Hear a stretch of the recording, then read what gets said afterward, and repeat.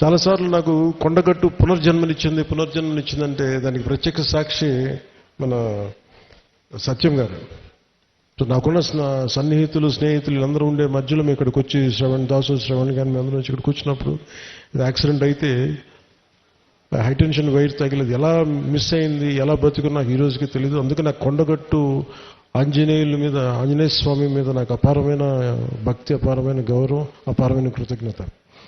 ఈరోజు అర్చక ప్రముఖులు కోరుకున్నారు మాకు ఇక్కడ ఒక దీక్షా విరమణకి శాస్త్రం మనకి ఏదైనా చౌల్ట్రీ ఏదైనా కావాలి, దీనికి ఏదైనా చేయమంటే నేను ఆ రోజు విన్నాను. కానీ అదృష్టవశాత్తు స్వామివారి కటాక్షం ఆశీస్సులు, అక్కడ కూటమి ప్రభుత్వం రావటం, నారా చంద్రబాబు నాయుడు గారి నాయకత్వంలో మేమందరం కలిసి పనిచేయటం, గౌరవ ప్రధానమంత్రి మోదీ గారి సహకారం, మేమందరం కలిసి పనిచేయటం అంటే ఇంతమంది కలిసి నా ఆశీస్సులు మేము ఏ విధంగా రుణం తీర్చుకోవాలని అనడానికి ఈ రోజున మనం ఈ కార్యక్రమాన్ని మనం చూస్తా ఉన్నాం.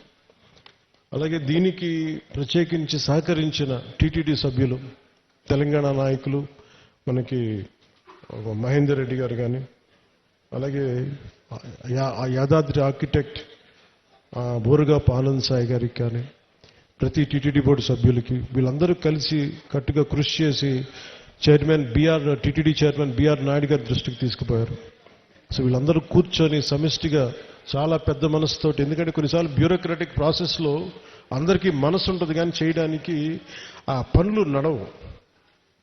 నేను ఇది స్వామివారి ఆజ్ఞ, స్వామివారి ఇది వారు కోరుకున్నది భక్తుల కోసం అనుకున్న ఒక బలమైన సంకల్పంతో నేను ముందుకు పట్టుకెళ్ళినప్పటికీ కూడా చాలా పెద్ద మనసుతోటి బోర్డులో టీటీడీ చైర్మన్ బిఆర్ నాయుడు గారి అధ్యక్షతన దీన్ని ఆమోదం చేయడం చాలా వారికి మనస్ఫూర్తిగా మనందరి తరపున వారికి నా కృతజ్ఞతలు తెలియజేస్తున్నాను.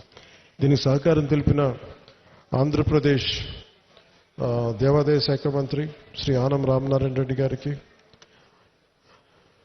గౌరవ ముఖ్యమంత్రి శ్రీ నారా చంద్రబాబు నాయుడు గారికి, టీటీడీ ఈవో అనిల్ కుమార్ సింఘాల్ గారికి, టీటీడీ అడిషనల్ ఈవో వెంకయ్య గారికి, టీటీడీ జేఈఓ శ్రీ వీరబ్రహ్మం గారికి, టీటీడీ ప్రధాన ఇంజనీర్ శ్రీ సత్యనారాయణ గారికి పేరు అందరికీ నా హృదయపూర్వక కృతజ్ఞతలు.